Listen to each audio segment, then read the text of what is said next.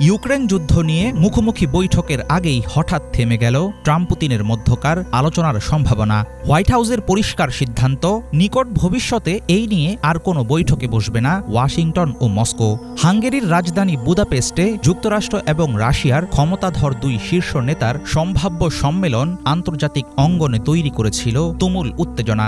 শান্তি নাকি যুদ্ধ, এমন আশা নিরাশার মাঝে দ্বিপক্ষীয় বৈঠক বাতিলের সিদ্ধান্তে প্রশ্ন উঠছে, হুট করে কেন পিছু হটলেন ট্রাম্প? কূটনীতির খেলায় এবারও কি জিতে যাচ্ছেন রুশ প্রেসিডেন্ট ভ্লাদিমির পুতিন? বুদাপেস্টে পুতিনের সঙ্গে ট্রাম্পের শান্তি সম্মেলন বানচাল হওয়ার মূল কারণ সম্ভবত ইউক্রেন যুদ্ধ নিয়ে রাশিয়ার বর্তমান অবস্থান। ইউক্রেনীয় ফ্রন্ট লাইনে রুশ হামলার তীব্রতা বৃদ্ধির ফলে ওয়াশিংটন মনে করছে সত্যিকারের যুদ্ধবিরতিতে এখন রাজি নয় ক্রেমলিন, বরং ইউক্রেনীয় বাহিনীকে পূর্বাঞ্চল থেকে সরিয়ে নিতে বলছে রাশিয়া। যুদ্ধবিরতির বাস্তব চাবিকাঠি এখন মস্কোর হাতে। আলোচনা থেকে পিছু হটে সেটাই কি স্বীকার করে নিলেন ট্রাম্প? আমি কোনো অর্থহীন বৈঠক চাই না, সময়ও নষ্ট করতে চাই না।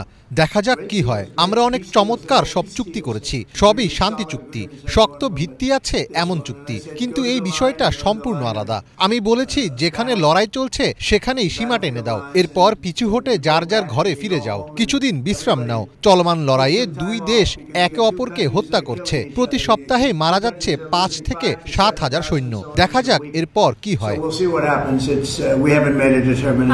ইউক্রেন যুদ্ধ থামাতে যুক্তরাষ্ট্র ও রাশিয়ার শান্তি প্রস্তাবে মৌলিক পার্থক্য ক্রমেই পরিষ্কার হচ্ছে।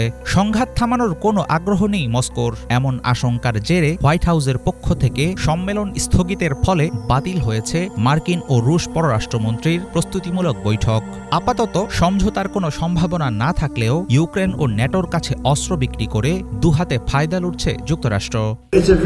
এটা ভয়ঙ্কর এক যুদ্ধ, সত্যি বলতে নিষ্ঠুর যুদ্ধ, কিন্তু আমাদের তাতে তেমন প্রভাব পড়ছে না। আমরা তাদের কাছে যুদ্ধ সরঞ্জাম বিক্রি করি, ন্যাটোর কাছেও করি। ন্যাটো সেসব অস্ত্র ইউক্রেনকে দেয়। এখন আর আমরা নিজেরা কিছু দিচ্ছি না, কোনো খরচ করছি না। বাইডেন $350 বিলিয়ন খরচ করেছিলেন। আমি যদি তখন প্রেসিডেন্ট হতাম এই যুদ্ধ কখনো শুরুই হতো না। পুতিনও সেটা জানে। তবে এই যুদ্ধ আমাদের সরাসরি ক্ষতি করছে না, সেখানে আমাদের কোনো সৈন্য নেই।